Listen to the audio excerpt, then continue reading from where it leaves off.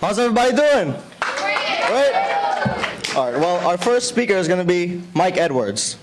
Now, Mike Edwards is a software engineer at Huffington Post, former systems designer at the American Museum of Natural History, and a graduate of Parsons, the New School for Design.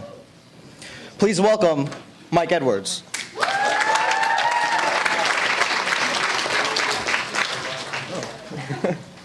All right. All right, down to business. Hi, everybody. How you doing today? My name is Mike Edwards, as I said. I have had a very long career as a technologist. I have taught here at Parsons as a professor. I am a software engineer. I know many, many languages. I have done a lot of work all over the world, spoken all over the world, Athens, London, South Africa. I'm a very serious technology person, and I know exactly what I'm doing. Ignore that. So what I want to talk to you today is how you can plan your career, chart your course to being a programmer, designer, teacher, researcher, inventor, artist. And there's a very specific set of things you need to do. The first thing is you should take a course on, I mean it's a book. It's you should Google this. Oh man, I'm sorry guys. I have no idea how to do this. I have no idea how I got here. I honestly I just started picking up the computer and messing around with things, and then a few things happened, and I went here, and I don't know. I couldn't tell you how to do this if I tried. I couldn't repeat it if I tried. There's no way. I have no idea what I'm doing or how I got here. I mean, the thing is, when I was a kid, a long time ago. Well, I'm not even a kid. See, this is my second browser ever. It was called Mosaic. It came out in '93. I was using it around '94. This is, by the way, this is OS 7. And the reason this browser was so cool to me in '94 was that the first browser I had couldn't do images. This is the first browser that could put an image on the screen. That was mind-blowing at the time. This is the height of tech. This is the cutting edge back in '94, and we had no idea what was coming down the line. We had no idea about Twitter or Facebook or YouTube or any of the dozens of things that are going on right now. There was nothing to prepare us. This is the best we had. In fact, when I was not much younger than you, this was what passed for the internet. Literally, you'd take a phone and you'd put in these suction cup things, and it wasn't even connected to a computer. It was like a typewriter. And you'd put ink on paper, and you could play blackjack with a computer that was miles away and probably about the size of this table here. And it would print out, whether you wanted it. This is the state of the art. This is what I grew up with. And there's nothing here that could have told me how to chart a course to being a software engineer or a designer or anything else like that. So there are some things that I have figured out. Not necessarily things that I know, but things that I do and ways that I act that have helped me kind of get to the point where I am right now. So I'm going to give you some good, bad advice. 3 points. Be weird, break stuff, and peer pressure rules.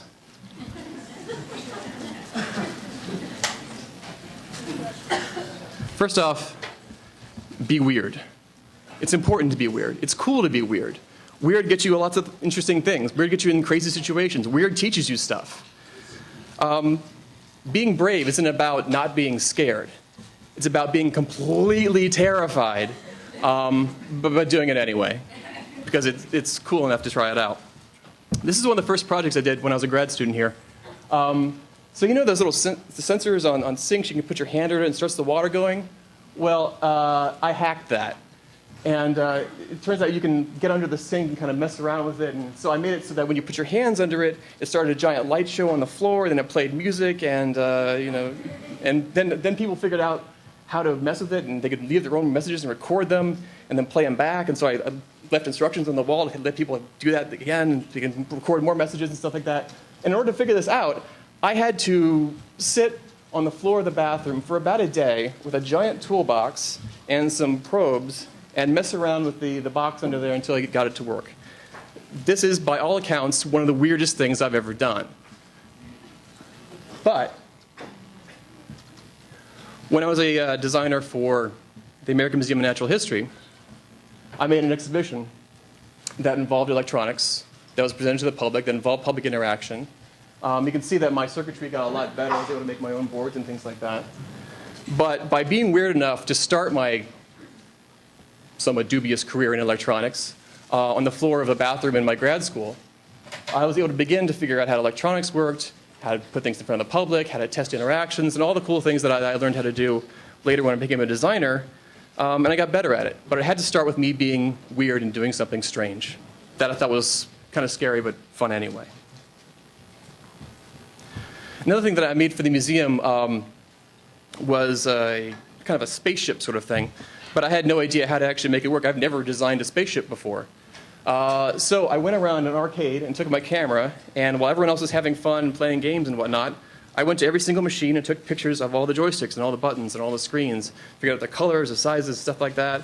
People were looking at me funny. It was really strange. They didn't know what to make of me. But I just kept doing it because I thought it was kind of fun. And then I was able to make an exhibition for the museum that involved joysticks and screens and everything else like that. I was able to figure it out.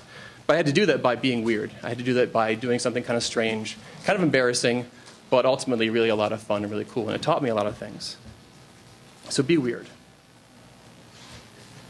Break stuff. Break a lot of stuff. Break a whole lot of stuff. But not stuff that you hate. Break the stuff that you love so that you can make it better. So this is a project I did when I was a grad student. It's an armband that measures whether a patient in a hospital is malnourished or not, whether they need more food. In order to get this, I made it for a small hospital in southern Africa.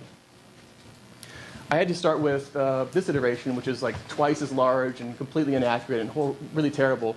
And I went through at least a dozen different prototypes over and over and over again until I could make the thing that actually kind of worked in the end. But along the way, I had to make stuff, tear it apart, trash it, and do it again, and do it again, and do it again, and do it again. And the reason that that works is that you learn something every time you break something that you love. You can't be too attached to these old things. The inventor of the Dyson vacuum, James Dyson, the really cool sort of whirry, super slick-looking vacuum, he made hundreds of vacuum cleaners before he came out with his very first one.